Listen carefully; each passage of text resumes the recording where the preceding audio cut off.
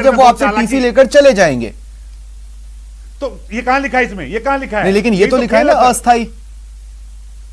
आप समझिए, अस्थायी कर दिया, अस्थायी के बाद जो कार्रवाई होनी चाहिए पोर्टल चढ़ाने की वो कर दी, तो इससे नुकसान क्या हुआ? क्यों नहीं करें कि अस्थायी कर दो और जब टीसी लेके आए तो स्थायी कर देना, वरना उसका एडमिशन निरस्त कर देंगे। ये नियम है सर स्वप्निल जी, ऑलरेडी ये नियम है कि बच्चे को दस्तावेज के अभाव में 1 महीने के लिए अस्थायी एडमिशन दिया जाए, और अगर वो नहीं लाता है तो उसका स्वतः ही निरस्त हो जाएगा। निकाल दो, हम यही तो मांग कर रहे हैं। अच्छा। हम कब करें बच्चा नहीं जाए? ठीक है, बच्चा अपनी मनपसंद की स्कूल जाए, हम भी चाहते हैं, पर व्यवस्था के तहत जाए, ताकि शिक्षण व्यवस्था खराब। ठीक है अरविंद अग्रवाल जी, मैं आपके पास आ रहा हूं।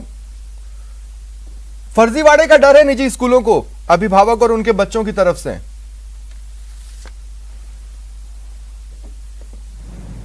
सर अनिल शर्मा जी ने बहुत ही अच्छी तरीके से बताया कि नियमावली के तहत स्कूल चलते हैं, शिक्षा विभाग नियमावली के तहत चलता है, लेकिन फीस का जो डर है वो ये एक फांस है इनकी तरफ से, स्कूलों की तरफ से, और कोई बात नहीं है, सिर्फ फीस की फांस है। आप फीस दे जाओ, टीसी भी ले जाओ, सब ले जाओ।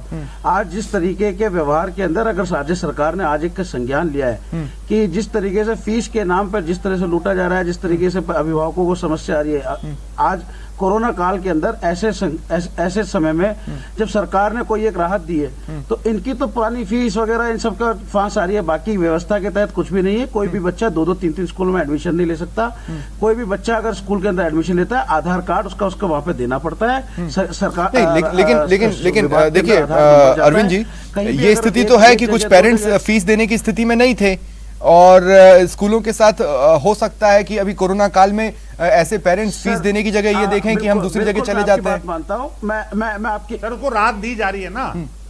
हमने प्राइवेट अनिल जी मैं आऊंगा आपके पास, आगे भी आऊंगा, अभी मेरे को अरविंद जी से बात करने दें। हाँ बोले आप। एक मजबूरी और है सर स्वप्निल जी, सरकार की एक मजबूरी और है, इस फीस के अंदर जो आपको टीसी के अंदर जो बात की बाध्यता को खत्म किया है, ये आरटीई के तहत भी आता है। शिक्षा का जिम्मेदारी राज्य सरकार की है, 14 साल तक के बच्चों को शिक्षा अनिवार्य है। अगर स्कूल जिस तरीके से हठधर्मिता दिखा रहे, बच्चों को क्लासेस से निकाल रहे, फीस के नाम पे जिस तरीके से लोगों का शोषण कर रहे हैं, अभिभावकों का शोषण कर रहे हैं, ऐसी स्थिति में जब उनके पास पैसा ही नहीं है तो सरकार के पास इसके अलावा चारा क्या बचता है कि बच्चों को जो है, क्योंकि शिक्षा संवैधानिक अधिकार है बच्चे का। नहीं, मैं आपकी बात मान रहा हूँ। निजी स्कूल अगर उसकी जिम्मेदारी, मैं आपकी बात मान रहा हूँ, सरकार की लेकिन मैं ये भी पूछना चाहता हूँ कि पेरेंट्स ऐसा क्यों चाहेंगे कि हम टीसी निकाले ही ना? किसी कंडीशन में तो वो चाहेंगे, वो कंडीशंस क्या होंगी? देखिए पेरेंट्स की आज अगर हम संगठन की तरफ से बात करें या अभिभावकों की तरफ से बात करें, जो कोर्ट के अंदर मामला भी चला, कोर्ट के अंदर जो बातें निकल के आई उसके अंदर अभिभावकों की तरफ से भी और सरकार की स्कूलों की तरफ से भी बातें कही गई और स्कूल के दोनों की तरफ समाधान की ओर रखा गया है। आज सारे जो जिन नियमों की ये दुहाई दे रहे हैं, उन दुहाइयों में आपसे क्या पूछ रहा हूँ, स्कूलों को क्या करना है? मैं आपसे ये पूछ रहा हूँ कि पेरेंट्स टीसी क्यों नहीं निकलवाएंगे? वो कौन सी कंडीशन होगी जिसमें पेरेंट्स टीसी नहीं निकलवाएंगे? में लागू करे। नहीं, फीस एक्ट मैं आगे आपके पास आता हूं। प्रांजल सिंह जी, ये आरटीई का हवाला दिया जा रहा है कि नियमों के तहत उन्हें जोड़ना आवश्यक है, इसलिए हम ये व्यवस्था कर रहे हैं। ऐसी कोई व्यवस्था आरटीई डायरेक्ट बोलता है क्या? जी स्वप्निल जी, सबसे पहले मैं आपके माध्यम से पैनल को और आपके दर्शकों को ये बताना चाहूंगा कि आरटीई एक्ट का जो सेक्शन 5 है वो टीसी से रिलेटेड बात करता है, और उसमें कहीं भी ये प्रावधान नहीं है कि आप निजी स्कूलों को इस प्रकार का कोई भी डायरेक्शन दे सकते हैं।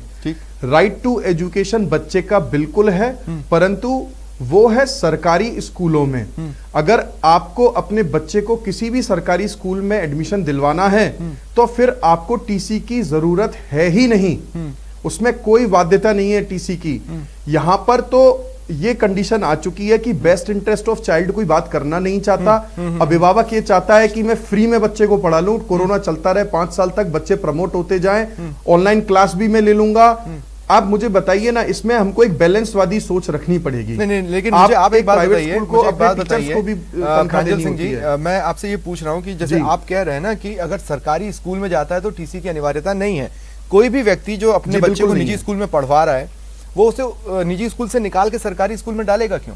आप भी जानते हैं सरकारी स्कूलों की जी इमेज कैसी है कम से कम। स्वप्निल जी देखिए, मैं आपको बता देता हूं, जहां बात अधिकार की हो रही है, मैं सिर्फ राइट के बारे में बात करता हूं। जब राइट टू एजुकेशन की बात होती है तो अधिकार की बात है। आप अगर राइट टू एजुकेशन को लाएंगे बीच में, तो प्राइवेट स्कूल का भी 19(1)(d) में अपना फंडामेंटल राइट है अपना स्कूल चलाने का। तो एक फंडामेंटल राइट दूसरे फंडामेंटल राइट से यहां पर कोलाइड कर रही है। ठीक। और यहां पर तो उस बच्चे का फंडामेंटल राइट है ही नहीं। किसी प्राइवेट स्कूल में जो बच्चा फीस देके पढ़ रहा है, उस केस में सेक्शन 5 अप्लाई नहीं होता, आरटी एक्ट अप्लाई नहीं होता। ठीक है। जो डायरेक्टर एजुकेशन है राजस्थान में, इस तरह के फैसले पहले भी वो जारी करते आए हैं, जिसमें वो बिल्कुल कानून को नजरअंदाज कर देते हैं। चाहे वो प्री प्राइमरी सेक्शन को एक्सक्लूड करना हो आरटी एक्ट में, वहां पर इनको कानून नहीं याद आता क्या?